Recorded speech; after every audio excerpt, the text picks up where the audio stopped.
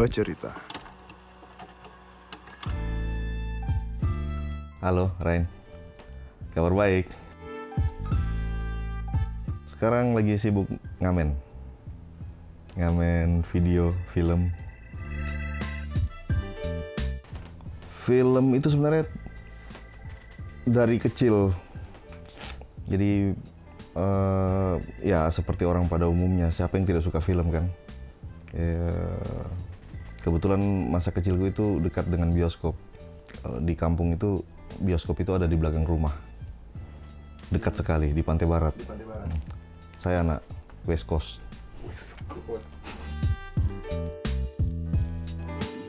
Banyak sekali yang jadi apa ya? Bukan juga role model sebenarnya, semacam panutan. Dan dalam berkarya di film juga saya punya panutan lain di luar pembuat film. Gitu. Jadi tidak ada seseorang yang semacam saya jadikan panutan yang kayak jadi dewa dalam film. Saya tidak seperti itu. Tapi saya menyukai banyak sekali pembuat film yang menginspirasi saya. Misalnya kayak Tarkovsky, Abbas Kiarostami, yang Steven Spielberg dan lain-lain lah yang bisa menginspirasi saya dalam berkarya.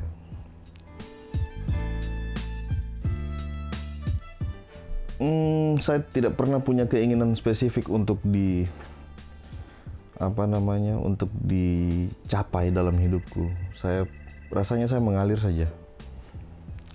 Waktu SD itu saya ikut baca puisi di panggung, saya ikut main drama di remaja masjid. Saya juga pernah menari, kemudian main musik, dan akhirnya saya bikin film. Halaman belakang ini sebenarnya awalnya lahir dari komunitas yang secara iseng-iseng saya bangun dengan teman-teman di Maesa Ujung. Awalnya namanya itu Nadia Production. Kita bikin video-video waktu itu tahun 2006. Kita bikin video, kita mengerjakan wedding, pre-wed, pokoknya segala macam yang menyangkut foto dan video lah. Kemudian berubah nama menjadi Cafe Ujung waktu itu, singkatan dari komunitas film Maesa Ujung. Kemudian tahun 2013 berubah nama menjadi Halaman Belakang Films.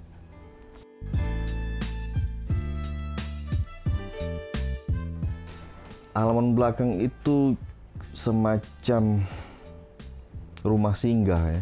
Jadi tidak ada sebenarnya keanggotaan khusus atau perekrutan anggota dan sebagainya. Orang-orang boleh datang dan pergi di sini. Kadang-kadang kita bekerja bersama, mencari nafkah bersama. Kadang-kadang kita berkarya bersama. Karena kadang-kadang berkarya dan bekerja itu dua hal yang berbeda.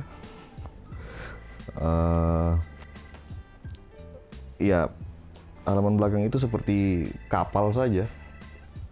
Orang naik dan turun sesuka hatinya di pelabuhan mana yang mereka ingin singgahi.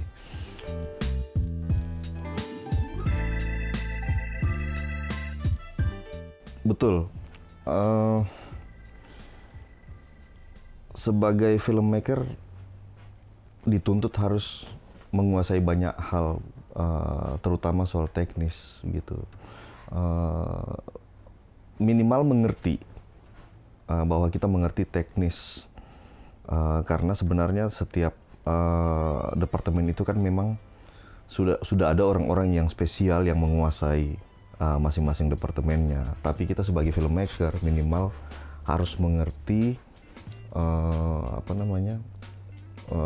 hal-hal teknis tersebut, karena itu akan menyangkut cerita kita, akan menyangkut karya kita, bagaimana karya itu akan berproses pada saat diproduksi.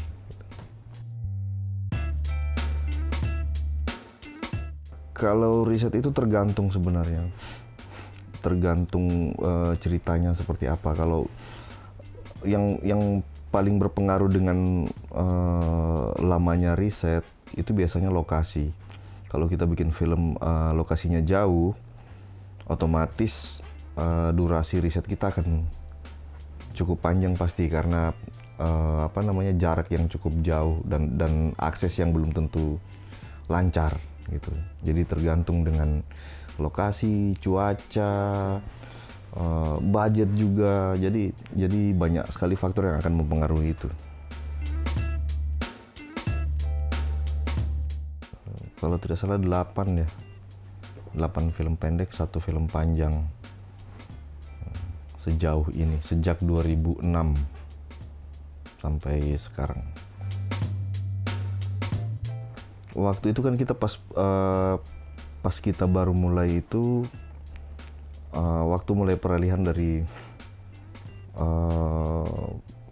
medium pita kaset ke digital. Jadi waktu itu peralatan mulai semakin murah. Jadi kita sudah mulai tidak seperti dulu. Kita tidak terlalu kesulitan mencari peralatan. Kita bisa pinjam dari teman. Itu sudah mulai lebih murah harganya. Dan saat itu sekitar 2006 sampai 2012 itu Palu itu begitu menggeliat sebenarnya filmnya. Terutama di sekitar 2009 sampai 2012 kita sempat membuat efek eksibisi film kita waktu itu yang memutar karya-karya filmnya anak Sulawesi Tengah. Itu jadi lumayan rutin tahunan waktu itu sama teman-teman Jalin, jaringan film independen Sulawesi Tengah.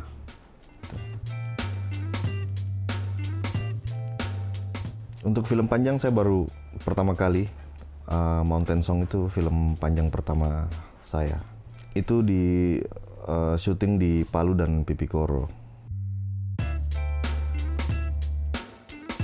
Jadi Pipikoro itu salah satu kecamatan yang ada di Kabupaten Sigi, kecamatan paling ujung, satu daerah terpencil yang aksesnya sangat sulit pada saat itu.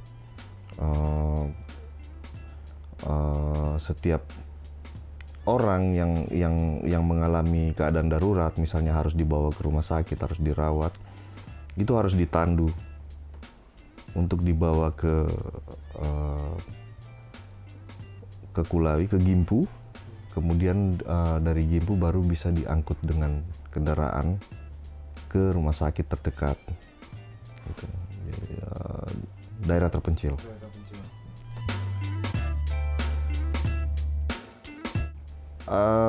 Ya lebih senang dikritik lah. Kalau buat kita pengkarya kan kritik itu sebenarnya vitamin. Kritik itu asupan gizi yang bagus. Apapun itu, mau kritiknya bentuknya macam-macam, mau kritik bahkan mau menghujat pun itu enggak apa-apa. Itu malah buat saya anggap itu gizi dan vitamin untuk prosesnya kita berkarya. Mountain Song karena medannya yang cukup sulit dan itu film pertama kita dan 99% krunya anak Palu yang sebagian besar masih first timer, belum punya pengalaman sama sekali dan saya menganggap kami mampu bersama-sama melewati itu dengan segala kekurangannya. Produksi Mountain Song itu berat sekali. Via Ritual, kayaknya itu band pertama aku dan terakhir kayaknya. Atau mungkin besok-besok saya juga mau bikin band lagi begitu, udah tahu.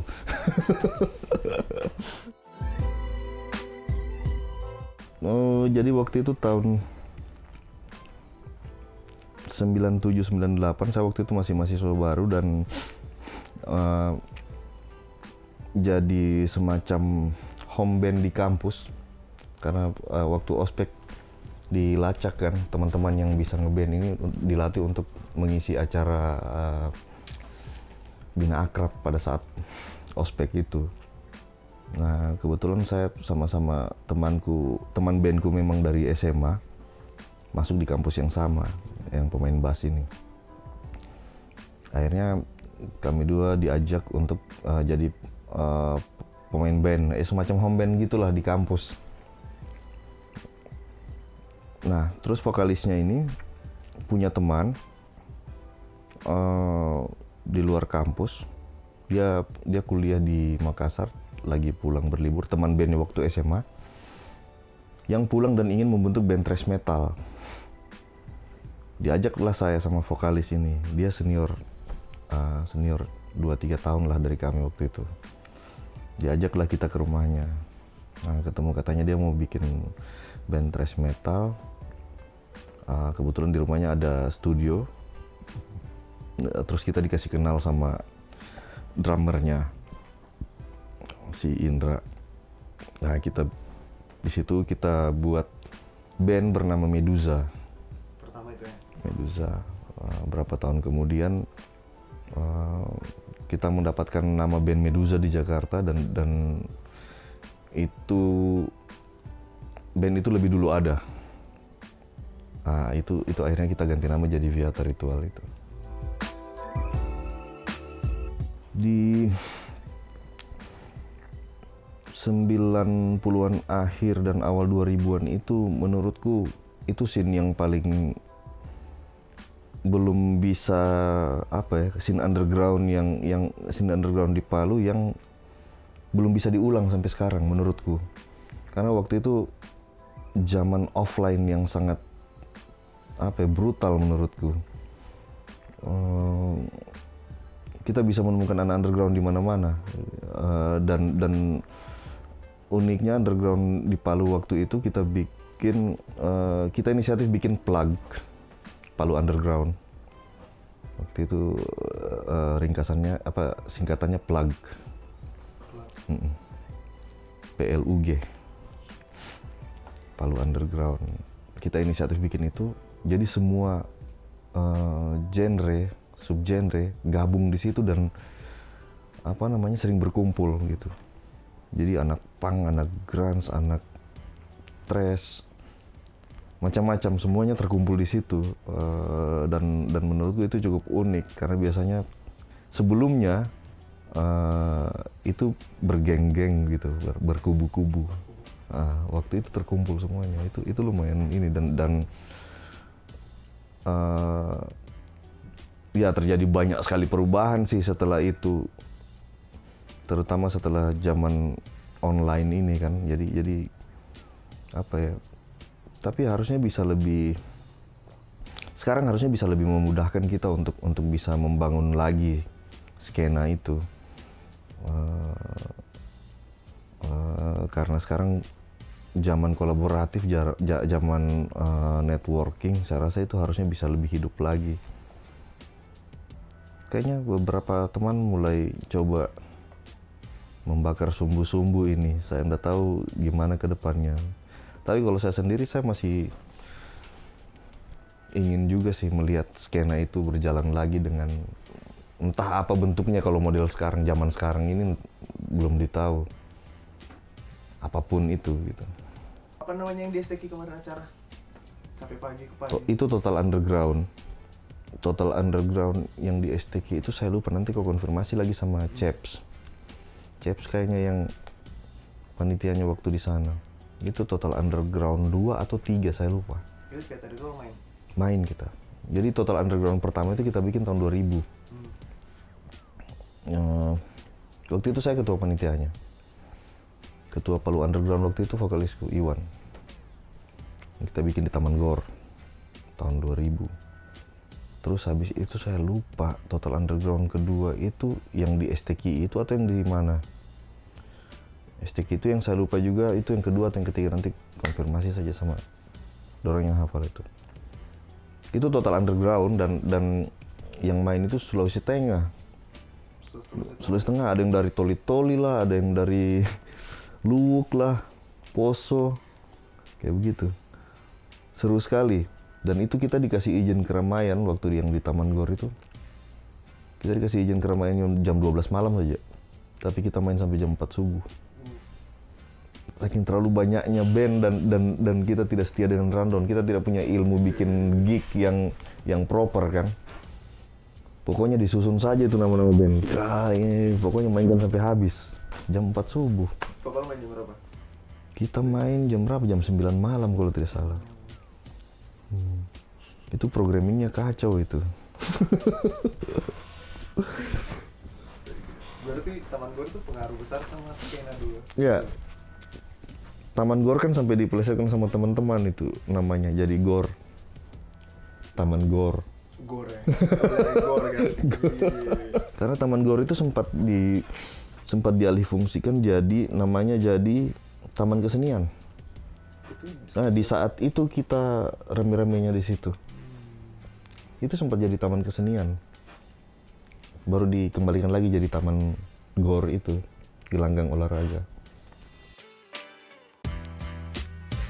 Taman Ria itu dulu ada 2 panggung sebenarnya. Yang satu Hasan Bahaswan, Geraha Hasan Bahaswan. Saya tidak tahu kamu dapat enggak itu? Nonton waktu Kenlu terakhir. Oke. Oh iya, yang bertiket. Iya. Nah itu Geraha Hasan Bahaswan. Itu entah kenapa akhirnya dibongkar gedungnya. Mungkin ada sengketa atau apa. Terus juga panggung yang satunya lagi yang Taman Ria itu saya tidak tahu itu apa nama panggungnya, tapi saya tidak pernah main di situ. Tapi saya beberapa kali nonton teman-teman main di situ. Tahun berapa itu ya? Di situ saya kayaknya sudah tidak lagi belum main band lagi. Pertama kali lagi saya main band setelah 2003 atau 2002 itu acaranya Joko Sutejo, Agus Dabu punya adik almarhum yang di Golni. Nah itu pertama kali lagi Viata main itu 2010. Apa ya?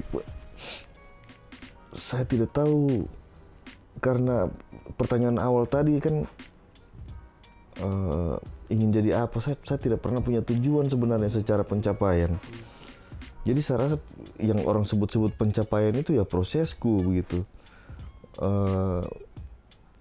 Apa ya? Ya kalau dia itu capaian ya sudah capaian saja.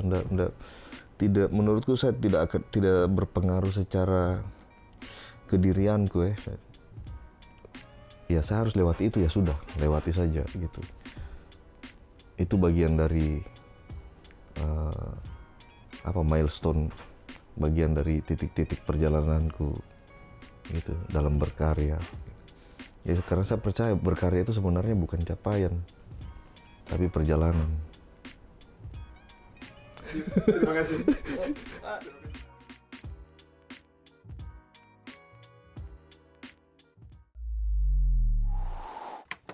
Bacerita.